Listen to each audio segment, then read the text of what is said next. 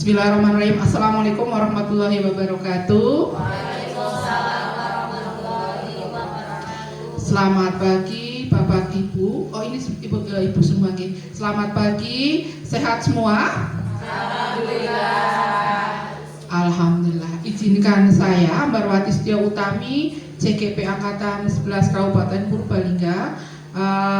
Hari ini saya melakukan diseminasi budaya positif sebagai aksi nyata tugas saya sebagai calon guru penggerak. Bapak Ibu, sebelum kita mulai kegiatan hari ini, agar kita lebih bersemangat lagi dan sehat, mari kita berolahraga ice breaking dengan melakukan gerakan dari lagu Naik-Naik ke Puncak Gunung. Masih ingat lagunya? Silakan semuanya berdiri, agak jaga jarak ya.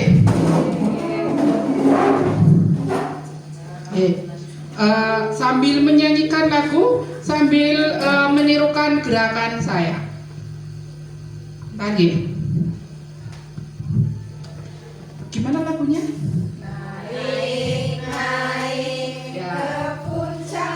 Sambil bernyanyi, kita sambil melakukan kegiatan olahraga kecil. Tirukan saya ya.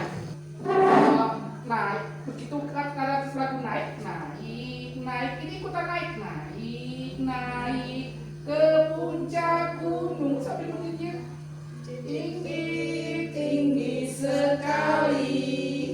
Kemudian ini, kiri kanan kulihat saja, ambil goyang, banyak pohon cemara. Kiri kanan kulihat saja, banyak pohon cemara. Satu kali lagi, naik, naik ke puncak gunung, tinggi, tinggi sekali. Naik, naik ke puncak gunung, tinggi, tinggi sekali. Kiri kanan kulihat saja, banyak pohon cemara. Kiri kanan kulihat saja, banyak pohon cemara. Terima kasih Bapak Ibu, hebat. Silakan duduk kembali. Sudah segar ya?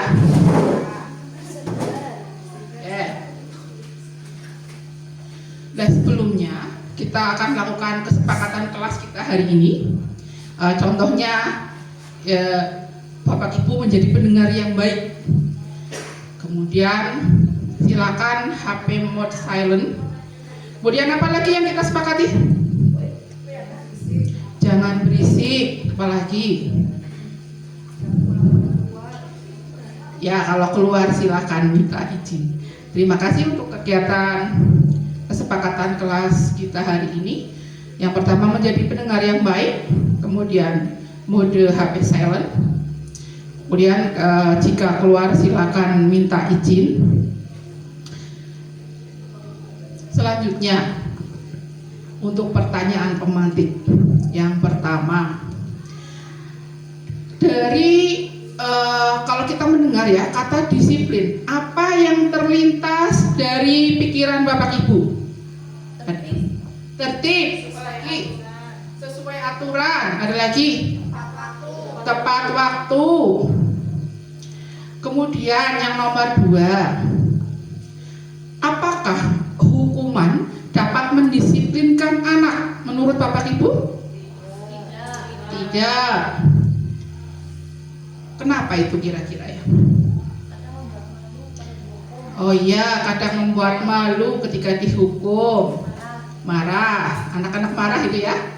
Kemudian yang ketiga, apakah pemberian penghargaan dapat meningkatkan motivasi belajar anak?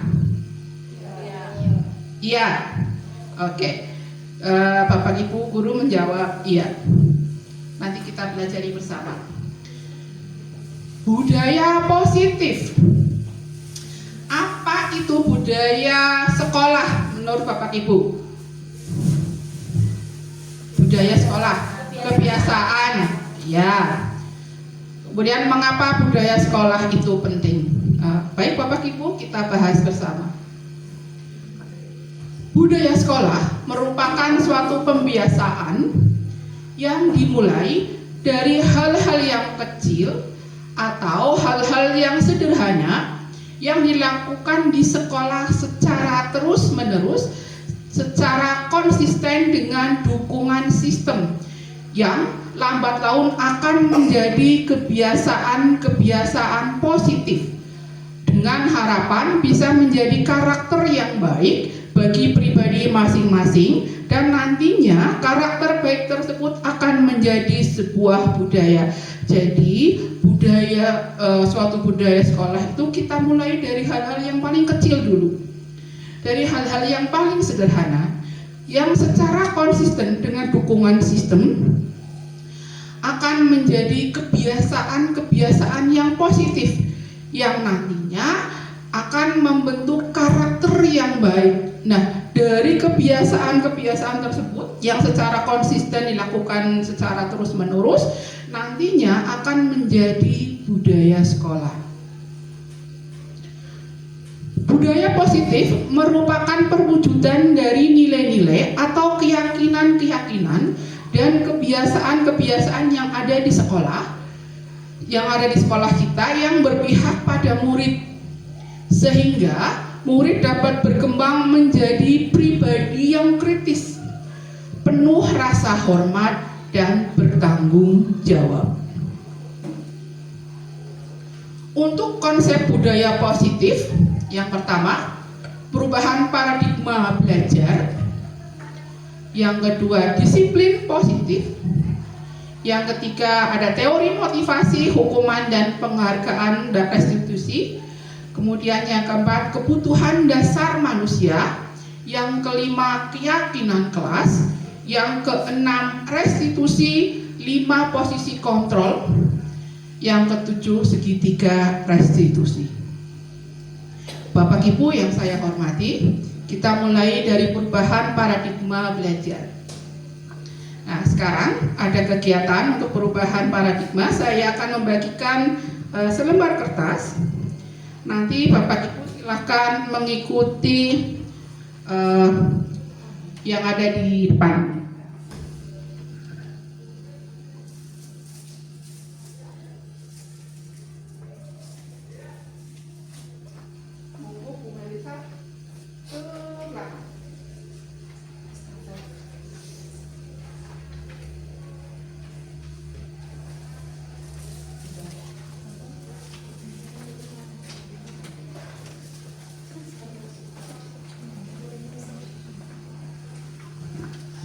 Nah, Bapak Ibu sudah mendapat kertas semuanya. Nah, ada kegiatan. Ya, nanti kalian silakan, Bapak Ibu silakan berpasangan. Kertasnya disobek.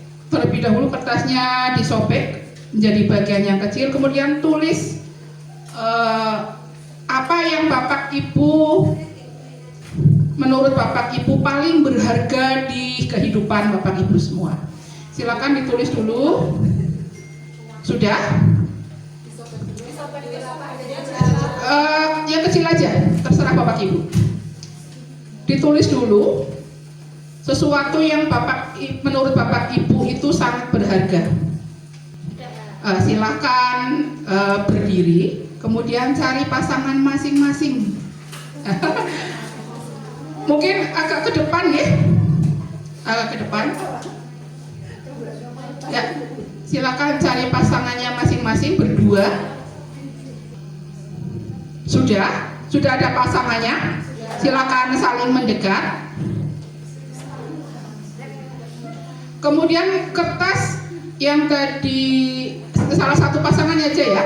Kertas yang tadi ditulis salah satu saja dari pasangannya, kemudian digenggam. Kemudian silakan salah satu saja. Silahkan kertas yang ada di genggaman Bapak Ibu diminta untuk dibuka dengan bujukan, dengan rayuan, dengan suapan sampai bisa terbuka. Silahkan.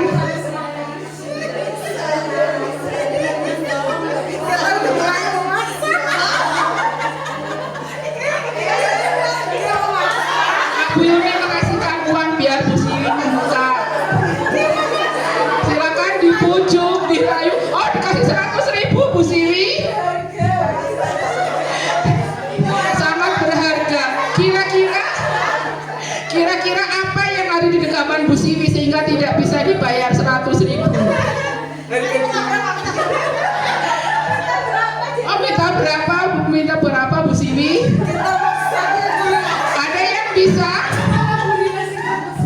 Ada yang bisa dibuka? Oh, ada. Apa Bu Ika? Apa yang paling berharga di makan?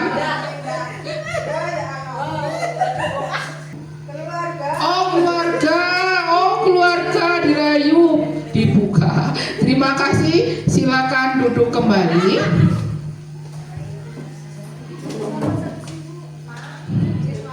Ya, terima kasih.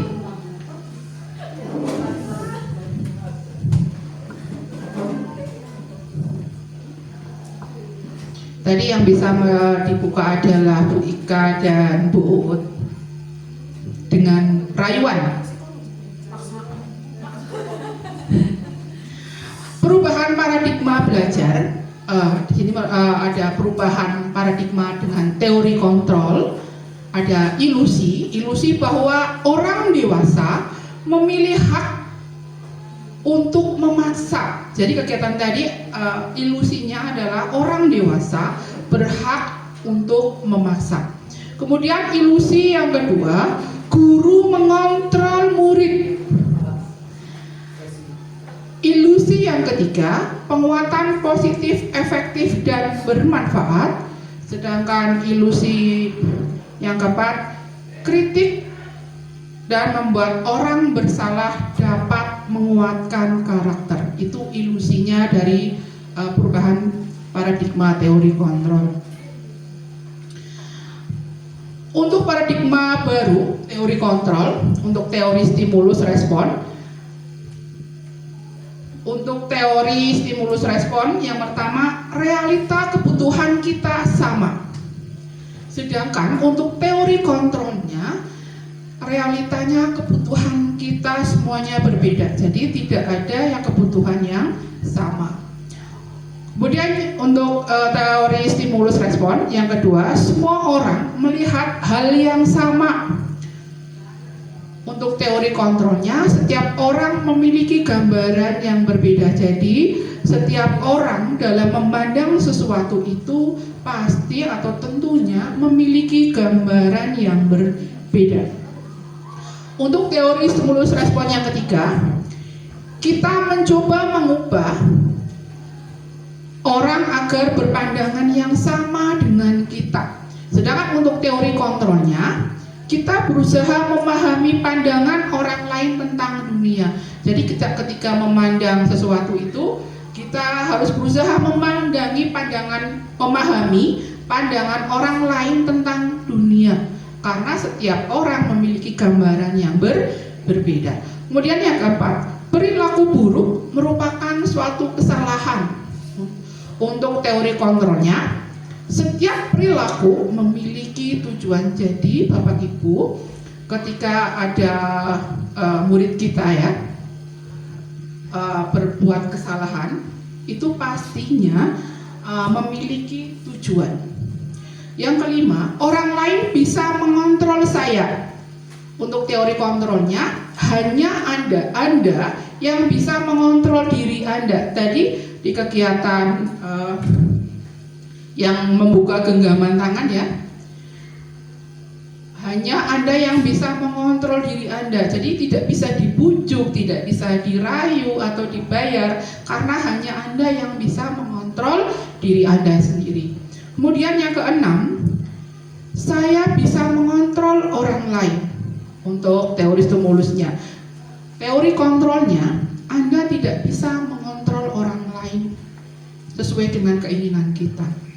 Kemudian, yang ketujuh, model berpikir menang atau kalah. Dengan teori kontrolnya, model berpikir menang-menang. Di sini bahwa ketika orang melakukan sesuatu dengan berpikir kalau kita menyuruh, oh berarti kita menang. Kemudian yang ikut kita adalah kalah. Padahal untuk teori kontrolnya, model berpikir menang-menang. Kemudian yang kedua, disiplin positif dan nilai-nilai kebajikan universal. Apa makna disiplin? Menurut Bapak Ibu, apa makna disiplin? Tertib, patuh, tepat waktu, sesuai target. Baik Bapak Ibu, makna disiplin dan nilai-nilai kebajikan universal menurut Ki Hajar Dewantara menyatakan bahwa di mana ada kemerdekaan, disitulah harus ada disiplin yang kuat. Sungguh pun disiplin itu bersifat self-disiplin, yaitu kita sendiri yang mewajibkan kita sendiri dengan sekeras-kerasnya. Tetapi itu sama saja. Sebab jikalau kita cakap melakukan self-disiplin, wajiblah penguasa mendisiplinkan diri kita. Dan peraturan demikian itulah harus ada di dalam suasana merdeka. Itu menurut disiplin, menurut Ki Hajar Dewantara dalam pemikiran konsepsi keteladanan sikap merdeka. Bapak Ibu yang saya hormati, bahwa disiplin itu berasal dari kita sendiri. Adapun jikalau kita tidak bisa mendisiplinkan diri, maka wajiblah, kalau di sekolah ya, wajiblah guru-guru atau penguasa mendisiplinkan diri kita. Menurut Diana Gosen dalam bukunya Restoring School Discipline tahun 2001, Diana menyatakan bahwa arti dari kata disiplin berasal dari bahasa Latin disiplin yang artinya belajar. Kata disiplin juga berasal dari akar kata yang sama dengan disiplin atau murid atau pengikut. Untuk menjadi seorang murid atau pengikut, seseorang harus paham betul alasan mengapa mereka mengikuti suatu aliran atau ajaran tertentu, sehingga motivasi yang terbangun adalah motivasi intrinsik, bukan ekstrinsik. Jadi Bapak Ibu, menurut Diana Gosen bahwa disiplin itu artinya belajar, di mana seorang murid harus betul paham apa maksud dari tujuan disiplin, sehingga ada motivasi yang terbangun dari diri mereka sendiri, bukan berasal dari motivasi orang lain atau ekstrinsik. Seseorang yang memiliki disiplin diri berarti harus bisa bertanggung jawab terhadap apa yang mereka lakukan, karena mereka mendasarkan tindakan mereka pada nilai-nilai kebijakan universal. Di mana nilai-nilai kebijakan universal berasal dari 5 dimensi profil pelajar Pancasila. Yang pertama, beriman, bertakwa kepada Tuhan Yang Maha Esa dan berakhlak mulia. Yang kedua, dimensi mandiri. Yang ketiga, berkebinekaan global. Yang keempat, gotong royong. Yang kelima, kreatif. Kemudian yang terakhir, dimensi benalar kritis. Bapak Ibu yang saya hormati, disiplin positif merupakan salah satu penerapan disiplin yang bertujuan untuk menumbuhkan kesadaran serta memperdayakan murid untuk melakukan sesuatu tanpa adanya ancaman, hukuman, atau penghargaan. Jadi, disiplin positif yang kita terapkan di sekolah itu seharusnya bertujuan untuk menumbuhkan kesadaran tentang disiplin kepada murid untuk melakukan sesuatu tanpa adanya ancaman, hukuman, atau suatu penghargaan. Disiplin positif perlu diterapkan baik di lingkungan keluarga maupun di lingkungan sekolah. Dengan menerapkan disiplin positif, diharapkan tidak terjadinya kekerasan atau kekerasan dapat dihindari. Untuk nilai-nilai kebajikan universal, nilai-nilai kebajikan adalah sifat-sifat positif manusia yang merupakan tujuan mulia yang ingin dicapai setiap individu. Nilai-nilai tersebut bersifat universal atau bersifat umum dan lintas bahasa, suku, bangsa, agama maupun latar belakang. Untuk yang pertama, setiap perilaku atau perbuatan pasti memiliki suatu tujuan. Itu berdasarkan William Glasser pada teori kontrol tahun 1984. Dengan mengaitkan nilai-nilai kebajikan yang diyakini seseorang, maka motivasi intrinsiknya atau motivasi dari dalam diri akan terbangun, sehingga menggerakkan motivasi dari dalam untuk dapat mencapai tujuan mulia yang diinginkan. Diana Gossen tahun 1998. Nilai-nilai kebajikan yang ingin dicapai oleh setiap anak Indonesia kita kenal selama ini dengan belajar profil belajar Pancasila yang tadi ya, dimensi yang pertama beriman, bertakwa kepada Tuhan yang Maha Esa dan berakhlak mulia, berkebinekaan global, gotong royong, mandiri, kreatif, dan bernalar kritis. Selanjutnya ada teori motivasi, hukuman, dan penghargaan serta restitusi. Ada 3 motivasi perilaku manusia menurut Diana Gossen dalam Restoring School Discipline. Yang pertama, motivasi perilakunya adalah untuk menghindari ketidaknyamanan atau hukuman. Jadi motivasi yang pertama ini bersifat eksternal, berasal dari luar. Ini termasuk motivasi yang dengan tingkatan rendah. Untuk pertanyaan yang muncul,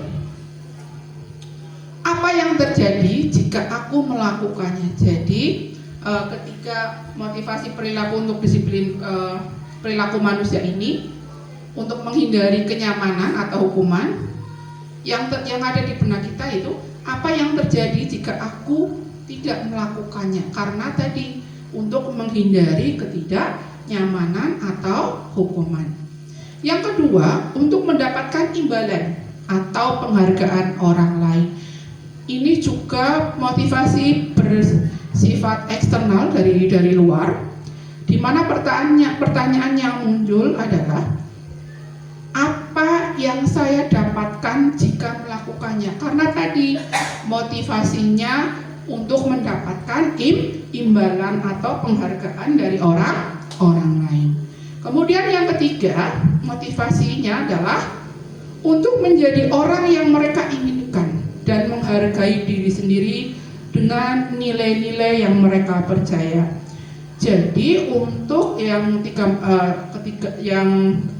motivasi ketiga ini, motivasinya berasal dari dalam diri sendiri atau bersifat internal. Pertanyaan yang muncul adalah, akan menjadi orang seperti apa jika kau melakukannya? Jadi, motivasi yang ketiga ini membuat orang nantinya akan memiliki sifat disiplin positif. Yang tadi ya kita bahas untuk motivasi eksternal. Motivasi eksternal adalah motivasi yang berasal dari luar. Untuk contoh motivasi eksternal diantaranya, contohnya ya, gaji atau imbalan. Ini adalah suatu nilai yang diterima seseorang karena telah melakukan sesuatu aktivitas di mana seseorang tidak secara langsung ada ikatan kontrak atau suatu perjanjian lainnya. Nah, di mana kalau Bapak Ibu ya bekerja itu anak ingin mendapatkan imbalan atau gaji. Kemudian contoh selanjutnya, berpartisipasi dalam perlombaan karena ingin membawa pulang hadiah. Nah, seperti kemarin ya, anak-anak berlomba untuk apa? Ingin membawa pulang hadiah. Kemudian contoh yang ketiga, motivasinya adalah belajar hal baru karena tuntutan pekerjaan.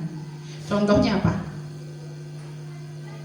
Kita belajar internet atau belajar Canva gitu ya, karena hal baru tersebut merupakan tuntutan pekerjaan karena Bapak Ibu guru itu harus pandai TIK gitu ya, agar tidak tertinggal. Kemudian contoh berikutnya adalah menghabiskan waktu bersama orang lain karena ingin meningkatkan status sosial. Contohnya apa? Arisan misalnya, karena ingin meningkatkan status sosial. Iya. Kemudian selanjutnya, membersihkan kamar agar tidak dimarahi oleh orang tua. Jadi ketika anak-anak diminta untuk membersihkan karena mereka itu tidak ingin dimarahi orang tua. Ini motivasi eksternalnya. Sedangkan untuk motivasi internal adalah motivasi yang berasal dari dalam diri seseorang. Contohnya, untuk motivasi internal diantaranya berpartisipasi dalam perlombaan karena ingin menikmati aktivitas perlombaannya. Jadi keinginan untuk ikut lomba itu bukan karena imbalan atau hadiah. Contoh berikutnya, belajar hal baru karena menganggap sebagai sesuatu yang menarik. Kita ingin belajar karena menganggap bahwa sesuatu itu menarik bagi kita. Kemudian contoh yang berikutnya, menghabiskan waktu bersama orang lain karena ingin menikmati waktu kebersamaan dengan mereka. Jadi tidak ada motivasi karena ingin meningkatkan status, semata-mata hanya ingin menikmati waktu kebersamaan dengan mereka.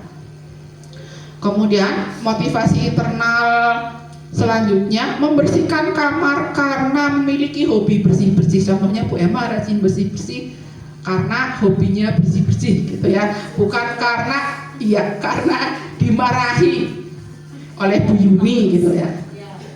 Itu motivasi internalnya. Nggih, bersih-bersih dompet. Selanjutnya, perbedaan hukuman dan konsekuensi. Hukuman adalah sesuatu yang menyakitkan harus terjadi. Untuk konsekuensinya, sesuatu harus terjadi. Hukuman membuat orang sakit baik fisik maupun psikis untuk jangka waktu yang lama. Untuk konsekuensinya, membuat anak merasa tidak nyaman tapi dalam jangka waktu yang pendek. Kemudian hukuman, anak membenci kedisiplinan. Konsekuensinya, anak menghargai disiplin. Hukuman berupa paksaan, untuk konsekuensinya stimulus tanggapan. Hukuman mendorong anak menyakiti diri sendiri. Untuk konsekuensinya, mendorong anak agar mudah menyesuaikan diri. Jadi berbeda antara hukuman dan konsekuensi. Hukuman konsep diri yang buruk, sedangkan konsekuensinya konsep diri yang baik. Hukuman Anak belajar untuk menyembunyikan kesalahan. Jadi hukuman ketika anak melakukan kesalahan kemudian menyembunyikan suatu kesalahan. Untuk konsekuensinya, anak belajar untuk mematuhi peraturan. Hukuman marah, rasa bersalah, dipermalukan, merasa tak dihargai. Untuk konsekuensinya, kehilangan hak atau dibuat tidak nyaman atau diasingkan untuk sementara atau time out. Nah, saya akan membagikan kertas. Nanti Bapak Ibu guru silakan menjawab tindakan guru duduk di bangku di pinggir lapangan pada jam istirahat. Tidak diizinkan bermain oleh guru piket karena mencederai teman saat bermain di lapangan. Nanti ini berupa hukuman atau konsekuensi. Saya bagikan kertasnya, nggih.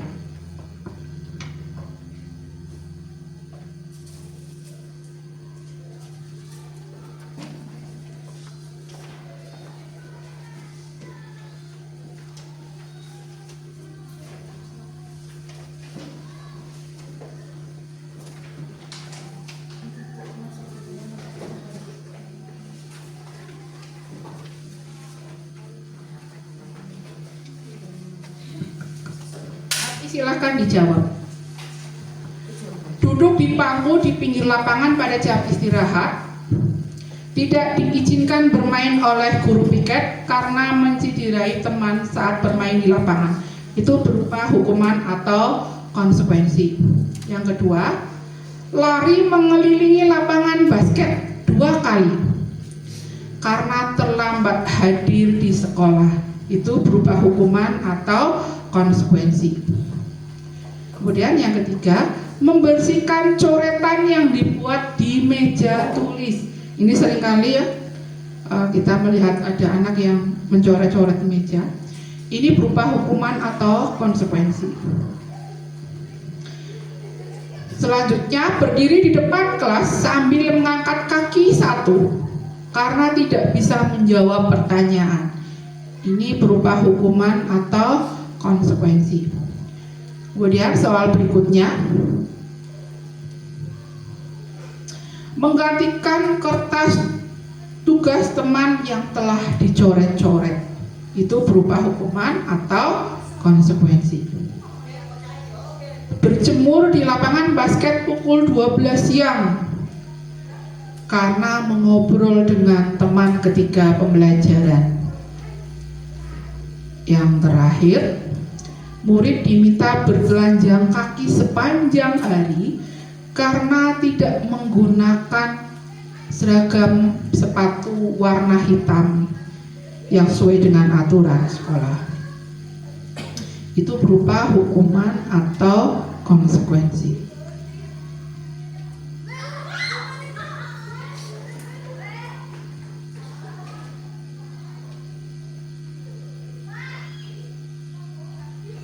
Sudah? Sudah semua?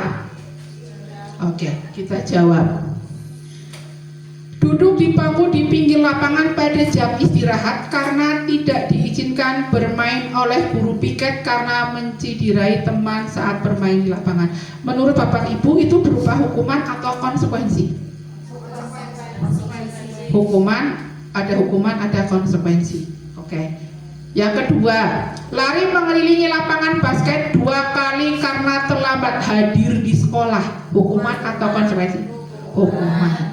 Yang ketiga, membersihkan coretan yang dibuat di meja tulis. Hukuman atau konsekuensi? Oke. Berdiri di lapangan kelas sambil mengangkat kaki 1 karena tidak bisa menjawab pertanyaan. Hukuman atau konsekuensi? Hukuman. Menggantikan kertas tugas teman yang telah dicoret-coret. Konsekuensi. Berjemur di lapangan basket pukul 12 siang karena mengobrol dengan teman saat pembelajaran. Hukuman. Terakhir, murid diminta bertelanjang kaki sepanjang hari karena tidak menggunakan sepatu warna hitam sesuai aturan sekolah. Hukuman atau konsekuensi? Hukuman. Kita jawab. Ini jawabannya. Jadi ketika duduk di pinggir lapangan pada jam istirahat tidak diizinkan bermain kurpikat karena menciderai teman. Iya, karena anak menciderai teman berapa konsekuensi. Betul semua? Betul. Alhamdulillah. Ini ya, murid diminta bertelanjang kaki sepanjang hari karena tidak menggunakan sepatu warna hitam sesuai peraturan sekolah itu berupa hukuman. Mungkin guru BK ya. Selanjutnya dihukum oleh penghargaan. Saat kita berulang kali menjanjikan hadiah kepada anak-anak agar berperilaku bertanggung jawab, atau kepada seseorang murid agar mempelajari sesuatu yang baru, atau kepada seorang karyawan agar melakukan pekerjaan yang berkualitas, kita sedang berasumsi mereka tidak dapat melakukannya, atau mereka tidak akan memilih untuk melakukannya. Menurut Al-Fiqh. Pertanyaan pemantiknya sekarang. Di sini ada kasus Ibu Ana, guru kelas 2 SD, mendapatkan masalah. Murid-muridnya tidak bisa tertib berdiri antri di depan pintu kelas dan selalu berebutan masuk ke dalam kelas setelah jam istirahat usai. Ini tentunya sangat mengganggu proses pembelajaran, di mana kelas tidak dapat memulai tepat waktu karena Ibu Ana sibuk menenangkan murid-muridnya untuk waktu cukup lama. Akhirnya Bu Ana berpikir cepat dan mengandalkan stiker bintang.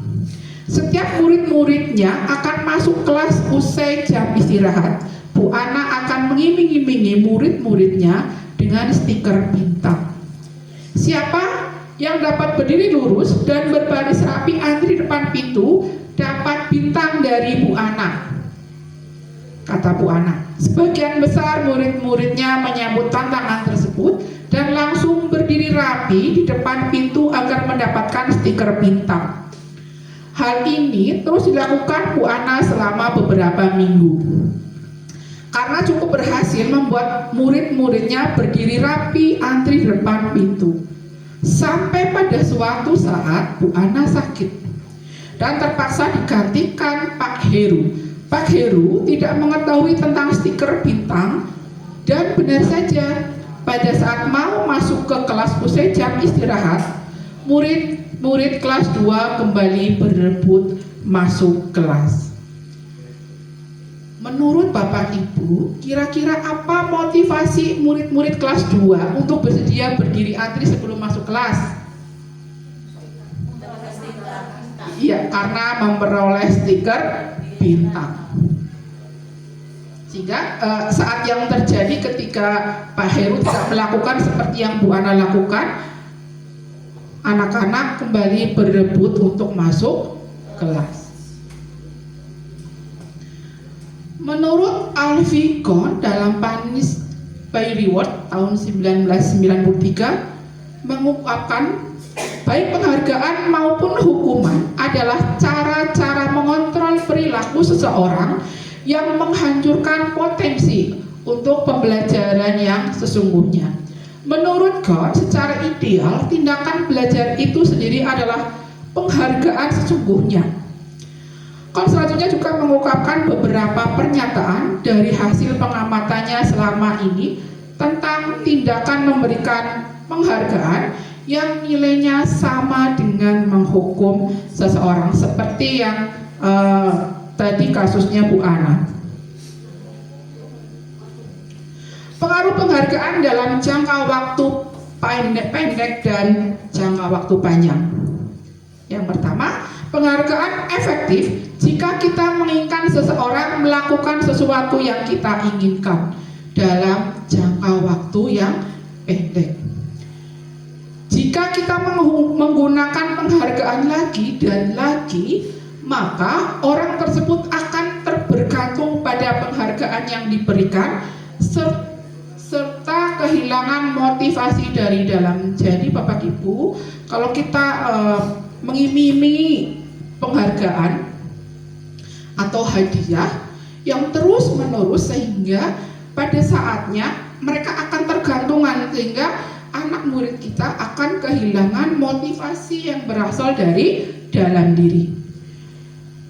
Ketiga, jika kita mendapatkan penghargaan untuk melakukan sesuatu yang baik, maka selain kita senantiasa berharap mendapatkan penghargaan tersebut lagi, kita pun menjadi tidak menyadari tindakan yang kita lakukan. Jadi seperti yang tadi saya ungkapkan, bahwa penghargaan yang kita lakukan secara terus-menerus, sehingga nanti mereka kalau tidak mendapatkan penghargaan, maka mereka tidak akan melakukan sesuatu, karena mereka hanya berharap imbalan atau penghargaan. Dihukum oleh penghargaan. Penghargaan sejatinya tidak efektif. Suatu penghargaan adalah suatu benda atau peristiwa yang diinginkan yang dibuat dengan persyaratan. Jika seorang mengharapkan suatu penghargaan dan tidak mendapatkannya, maka orang tersebut akan kecewa dan berkecil hati. Kemungkinan ia tidak akan berusaha keras sebelumnya, karena mereka melakukan itu karena suatu penghargaan. Kemudian penghargaan merusak hubungan. Ketika seorang diberi penghargaan atau dipuji di depan orang banyak, maka orang lain akan merasa iri, dan sebagian dari mereka akan tidak menyukai orang yang diberikan penghargaan tersebut, karena yang mendapatkan penghargaan itu, yang tidak mendapatkan pasti akan merasa iri. Penghargaan mematikan kreativitas. Penelitian menunjukkan bahwa pekerjaan seni atau sebuah penulis cerita menjadi kurang kreatif bila dijadikan sebuah hadiah atau penghargaan. Penghargaan menghukum mereka yang tidak mendapatkan penghargaan. Misalnya dalam sistem ranking, mereka yang mendapatkan ranking kedua akan merasa paling dihukum, karena orang pada dasarnya tidak suka dikendalikan dalam jangka waktu yang lama. Jadi penghargaan terlihat akan seperti hukuman. Kemudian motivasi dari diri atau intrinsik. Jika kita berikan penghargaan kepada seorang anak pada saat dia sedang merasa bangga dengan pencapaiannya sendiri, maka kita akan mengambil kegembiraan yang saat itu sedang dirasakan secara alamiah. Selanjutnya, restitusi. Restitusi adalah suatu proses menciptakan kondisi bagi seseorang untuk memperbaiki kesalahan mereka, sehingga mereka bisa kembali pada kelompok mereka dengan karakter yang lebih kuat. Jadi Bapak Ibu, restitusi ini nanti akan menciptakan kondisi untuk memperbaiki kesalahan, dan nantinya setelah itu mereka akan menjadi pribadi dengan karakter yang lebih kuat. Restitusi juga merupakan proses kolaboratif yang mengajarkan murid untuk mencari solusi untuk masalah mereka, dan membantu murid berpikir tentang orang seperti apa yang mereka ingin menjadi, tujuan mulia, dan bagaimana mereka harus memperlakukan orang lain. Menurut Diana Gosen tahun 2004. Untuk ciri-ciri restitusi yang pertama, restitusi bukan untuk menebus kesalahan, tetapi belajar dari kesalahan. Yang kedua, restitusi memperbaiki hubungan. Yang ketiga, restitusi adalah tawaran, bukan paksaan. Yang keempat, restitusi menuntun ke dalam diri. Yang kelima, restitusi menguatkan. Yang keenam, restitusi fokus pada karakter, bukan tindakan. Yang ketujuh, restitusi fokus pada solusi. Selanjutnya, restitusi mencari kebutuhan dasar yang mendasari tindakan. Yang ketujuh, yang kedelapan, restitusi mengembalikan murid yang berbuat salah pada kelompoknya. Tadi menurut Gosen ya, restitusi adalah cara yang terbaik untuk perbedaan hukuman, konsekuensi, dan restitusi. Untuk hukuman itu bersifat satu arah dari guru yang memberikan.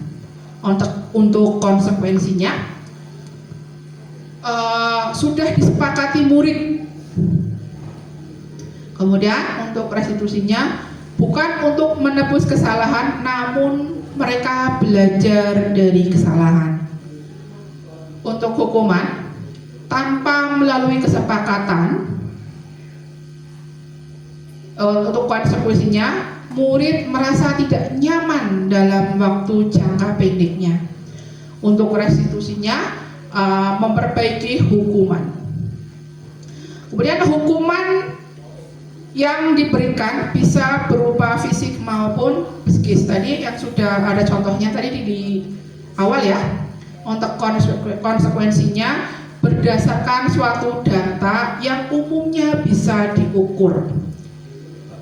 Untuk restitusinya, tadi restitusi itu tawaran bukan paksaan. Kemudian menuntun untuk melihat ke dalam diri dan mereka fokus mencari solusi.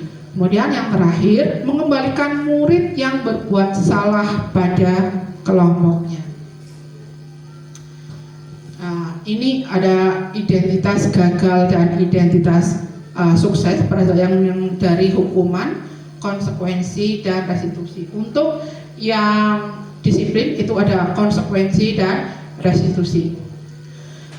Untuk hukumannya, identitas gagal sesuatu yang menyakitkan harus terjadi. Konsekuensinya sesuatu harus terjadi, sedangkan restitusinya merupakan pilihan. Kemudian hukuman itu bersifat tidak nyaman tapi dalam jangka waktu yang panjang, sedangkan konsekuensinya tidak nyaman tapi dalam jangka waktu yang pendek. Sedangkan di restitusi bukan bersifat hukuman tapi menguatkan untuk menjadi murid yang baik dalam jangka waktu yang panjang. Kemudian di hukuman, korban mendapatkan keadilan. Kemudian konsekuensinya korban bisa diabaikan. Kemudian restitusinya korban mendapatkan ganti. Kemudian murid atau anak akan tersakiti, sedangkan konsekuensinya murid merasa dibuat tidak nyaman. Untuk yang direstitusi, anak itu mendapatkan penguatan. Untuk hukuman, perilaku pasif agresif itu meningkat, sedangkan untuk konsekuensinya penguatan hanya bertahan dalam jangka waktu yang pendek, tidak akan bertahan lama. Kemudian restitusinya masalah terpecahkan karena tadi fokusnya pada mencari solusi. Kemudian sistem tidak akan berjalan bila murid tidak kuat, itu untuk hukumannya. Konsekuensinya memerlukan monitoring dan supervisi yang terus-menerus dari guru. Kemudian murid belajar bertanggung jawab untuk restitusinya, belajar bertanggung jawab untuk berperilaku. Untuk hukuman berlaku hanya pada sebuah institusi, dia tidak berlanjut pada kehidupan nyata. Kemudian konsekuensinya membantu penerapan mengikuti peraturan dalam masyarakat. Untuk restitusinya fokus pada pemecahan masalah dalam jangka waktu yang panjang. Di hukuman, identitas gagalnya adalah peraturan adalah, kita harus melakukannya ya, kita harus apa gitu ya. Untuk konsekuensinya, apa peraturannya? Karena tadi di konsekuensinya sudah ada kesepakatan.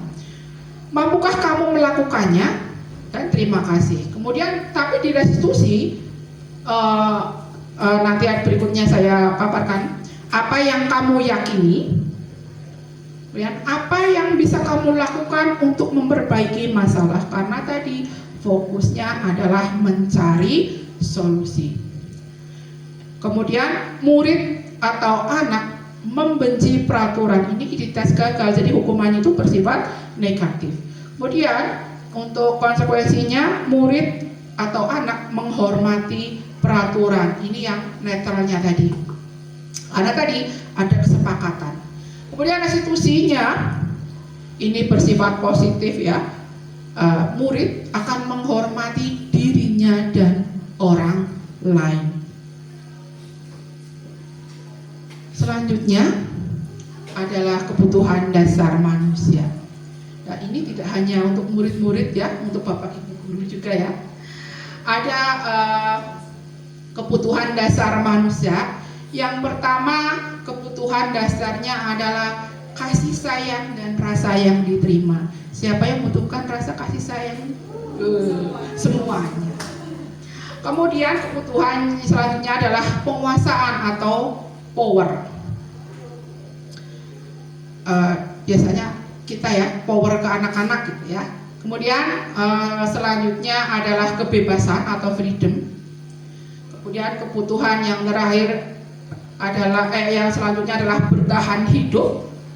Kemudian yang terakhir adalah kebutuhan untuk kesenangan. Jadi ada membutuhkan rasa kasih sayang dan rasa diterima, penguasaan, kebebasan, bertahan hidup atau survive, kemudian kesenangan.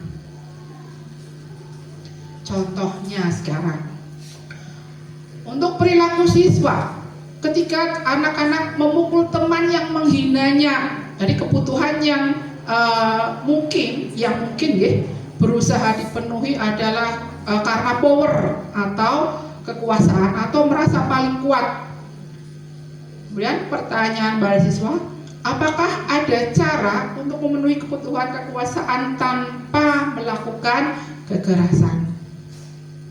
Untuk perilaku kebutuhan senang ya, perilakunya ketika ada anak didik kita menjatuhkan teman atau teman sedang berjalan di lorong kemudian jatuhkan, kebutuhan yang mungkin anak didik yang tadi ya, yang melakukan kesalahan tadi itu, kebutuhan yang ingin dipenuhi adalah kebutuhan rasa senang atau bercanda. Pertanyaan pada siswa adalah, apakah ada cara lain untuk memenuhi kebutuhan senang tanpa kita menyakiti orang lain? Untuk contoh berikutnya, perilakunya adalah mengganggu di kelas. Nah, kebutuhan dasar yang mungkin ingin dipenuhi adalah kebebasan atau freedom. Bebaskan saya. Pertanyaan mahasiswa adalah, apakah ada cara untuk memenuhi kebutuhan kebebasan tanpa mengganggu pembelajaran semua orang? Untuk contoh berikutnya, perilaku siswanya ketika ada anak menyebarkan gosip tentang teman sekelas atau kita lah ya. Mungkin kebutuhan dasar yang kita butuhkan adalah rasa kasih sayang dan rasa yang diterima atau cinta dan kasih sayang. Kalau saya menjelekkan orang, mungkin ada orang yang suka sama saya atau gitu ya. Untuk pertanyaan pada siswanya adalah, apakah ada cara untuk memenuhi kebutuhan rasa kasih sayang atau cinta tanpa merusak reputasi orang lain? Selanjutnya adalah keyakinan kelas atau kesepakatan kelas. Nah, di dalam budaya positif ya, yang pertama itu ada peraturan kelas. Kemudian dari peraturan kelas ini kita akan membuat suatu keyakinan kelas yang nantinya dari keyakinan kelas itu akan menjadi lingkungan positif. Nah, dari lingkungan positif ini yang nanti lambat laun dari hal-hal yang sederhana dilakukan secara terus menerus didukung oleh sistem yang nantinya akan menjadi budaya positif di lingkungan sekolah maupun keluarga. Langkah-langkah menyusun keyakinan kelas yang pertama adalah mengumpulkan ide tentang peraturan kelas. Yang kedua, setelah mengumpulkan ide, kemudian memilih peraturan kelas yang disepakati bersama. Yang ketiga, mengubah peraturan kelas menjadi kalimat yang positif. Contohnya kalimat jangan membuang sampah sembarangan. Nah, kita bisa mengubah peraturan kelas yang tadinya berkalimat negatif menjadi kalimat positif apa? Jagalah kebersihan atau buanglah sampah pada tempatnya. Kemudian yang keempat, menyepakati keyakinan kelas. Jadi setelah mengumpulkan ide, memilih peraturan kelas yang telah disepakati, kemudian mengubah peraturan kelas menjadi kalimat yang positif. Yang terakhir adalah menyepakati keyakinan kelas yang nantinya bisa ditandatangani kesepakatannya secara bersama. Nah, ini kemarin saya buat keyakinan kelas. Yang pertama adalah mengumpulkan ide tentang peraturan kelas. Jadi anak-anak mengumpulkan ide tentang peraturan kelas dalam pembelajaran saya. Kemudian setelah mengumpulkan ide, kemudian memilih peraturan dan membuat menjadi kalimat positif. Kemudian setelah itu saya jadikan sebagai keyakinan kelas, kesepakatan kelas ini. Kemudian setelah keyakinan kelas yang terwujud, kemudian mereka menandatangani keyakinan kelas yang sudah disepakati bersama.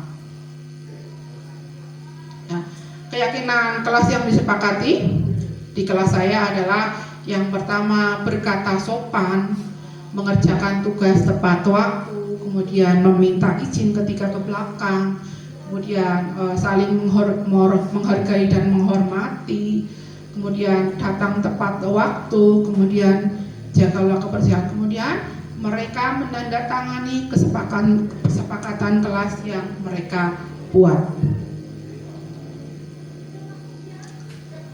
Restitusi, ada 5 posisi kontrol.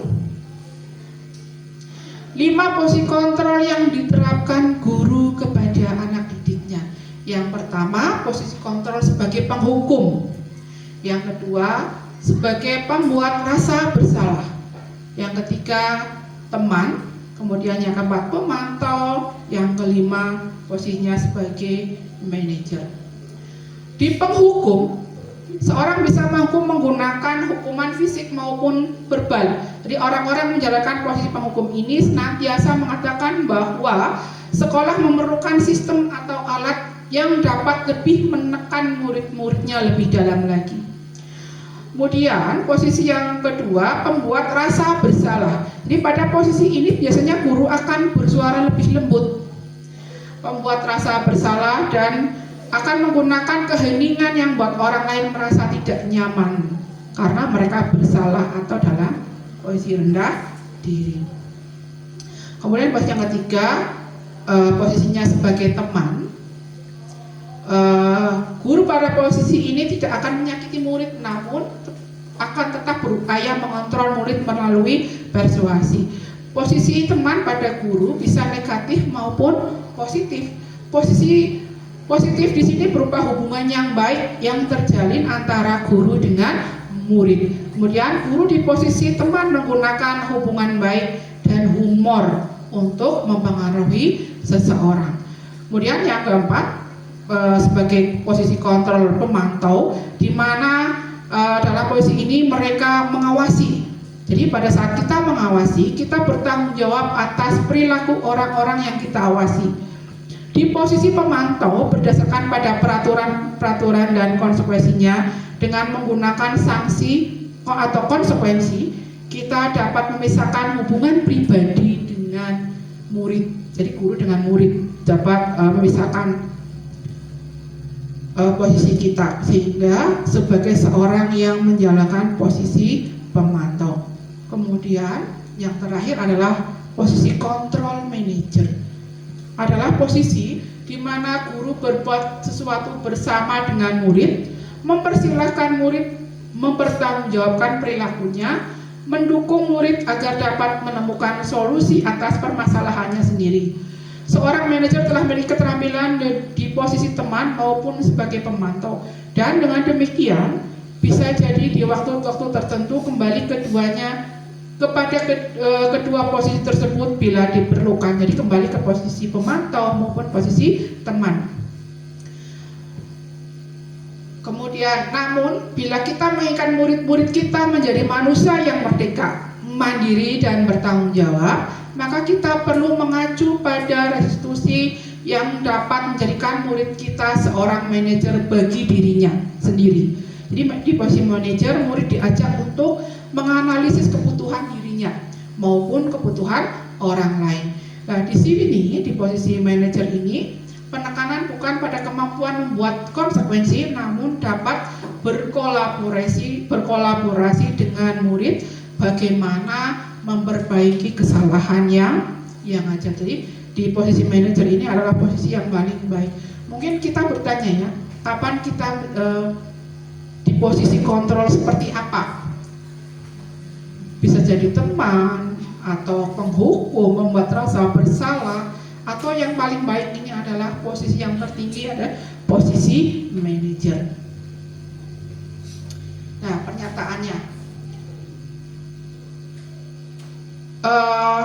saya kecewa sekali dengan kamu. Nah, saat ini mereka posisinya adalah membuat orang merasa bersalah. Kemudian jika ada, kalau kita keluarkan kalimat ya, kamu tidak pernah benar melakukannya. Nah, di posisinya adalah sebagai posisi penghukum. Kemudian kalau kita, ayolah lakukan demi Bapak Ibu, atau anak-anak tolong jangan berisik, nanti saya dimarahi Bu Ambar misalnya. Nah, ini Bapak Ibu sedang menjalankan posisi sebagai teman di kalangan murid. Kemudian, apakah kamu bisa mendapatkan stiker bintang hari ini? Atau misalnya kamu sudah mengerjakan tugas belum? Nah, di posisi ini kita di posisi sebagai pemantau. Kemudian, bagaimana kamu bisa menyelesaikan masalah ini? Nah, di posisi kalimat ini ya, kalau kita melakukan ini, maka di posisi kontrolnya kita sebagai posisi manajer. Kalau kita bertanya kepada anak-anak ya, kamu selalu paling terakhir loh gitu. Nah, posisinya adalah posisi penghukum. Bapak Ibu yang saya hormati, yang terakhir adalah segitiga restitusi. Masih semangat ya? Di dalam segitiga restitusi ada langkah-langkah yang dilalui, yaitu tahap yang pertama adalah menanyakan keyakinan. Di dalam menanyakan keyakinan ini, contohnya keyakinan kelas apa yang telah kita sepakati, itu untuk kalimatnya. Kemudian kamu ingin menjadi orang seperti apa, itu adalah tahap menanyakan keyakinan. Kemudian tahap menstabilkan identitas. Ya, setiap orang pasti pernah melakukan kesalahan, atau kamu bukan satu-satunya yang pernah melakukan kesalahan. Nah, ini di posisinya menstabilkan identitas.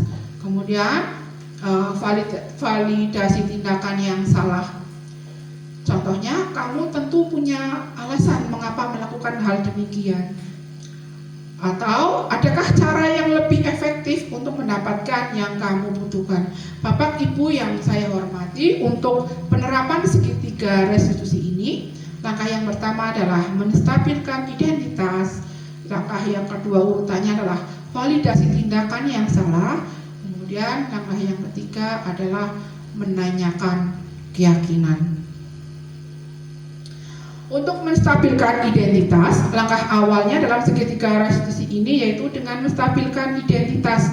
Di ketika peserta didik berbuat salah, bisa jadi ada kemungkinan kebutuhan dasar yang belum terpenuhi bagi mereka. Yang tadi ada kebutuhan dasar manusia yang tadi. Kemudian tujuan dari langkah awal ini berguna untuk mengubah kondisi emosional agar bisa berpikir rasional. Pada tahap ini guru bisa mencoba menstabilkan kondisi dan identitas peserta didik sehingga perilakunya akan lebih tenang dan mencari solusi penyelesaian.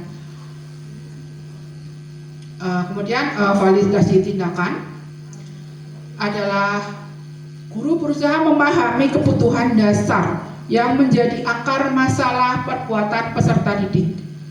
Segala tindakan dari anak didik kita pasti memiliki maksud dan tujuan. Maksud tindakan ini bisa baik maupun bisa buruk.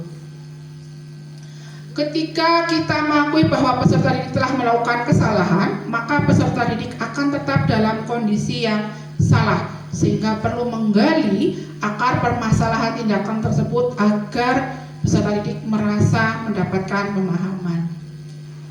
Membantu seorang mengenali basic atau kebutuhan dasarnya. Contohnya gini, padahal kamu bisa melakukan yang lebih buruk dari ini.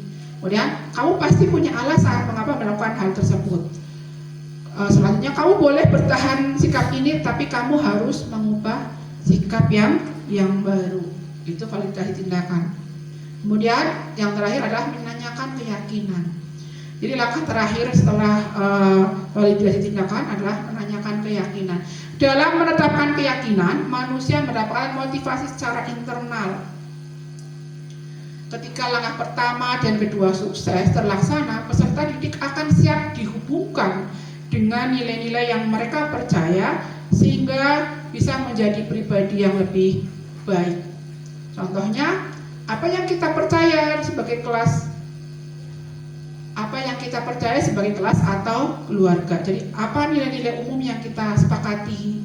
Kemudian apa yang kamu bayangkan ketika kita membuat kelas yang ideal, atau kamu mau jadi orang seperti apa gitu. Manfaat untuk segitiga refleksi adalah yang pertama, memperkuat hubungan guru dengan peserta didik, kemudian melatih bertanggung jawab, mengembangkan karakter yang baik, membangun budaya positif, menciptakan lingkungan yang nyaman dan aman untuk belajar. Itu manfaat segitiga restitusi. Bapak Ibu yang saya hormati, selanjutnya adalah contoh skenario yang saya buat dalam segitiga restitusi. Kasusnya adalah Egi sering terlambat masuk kelas sehingga ia sering ketinggalan pelajaran. Laporan dari Bapak Ibu guru, kalau kamu sering datang terlambat masuk kelas. Benarkah Egi? Berapa kali kamu terlambat? Menurut kamu datang terlambat itu suatu kesalahan bukan? Baik Egi, berbuat kesalahan itu manusiawi, setiap orang pasti akan melakukan kesalahan. Yang terpenting kita belajar dari kesalahan tersebut. Egi, coba kita cari solusinya ya. Egi, kamu sering terlambat masuk kelas itu pasti ada alasannya. Kenapa Egi? Saya kalau malam kerja main game. Kamu tahu kalau datang terlambat itu melanggar keyakinan kelas kita? Iya Bu. Menurut kamu keyakinan kelas apa yang kamu melanggar? Menurut kamu disiplin itu berbukti gak Egi?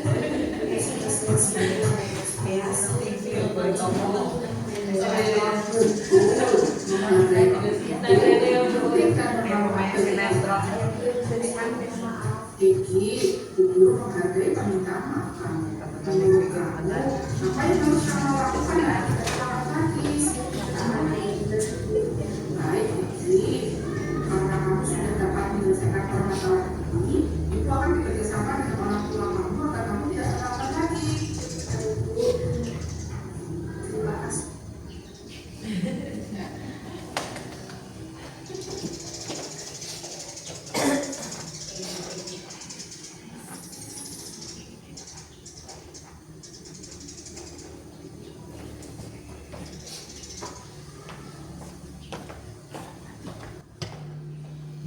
Baik Bapak Ibu, tadi contoh segitiga restitusi untuk skenario saya.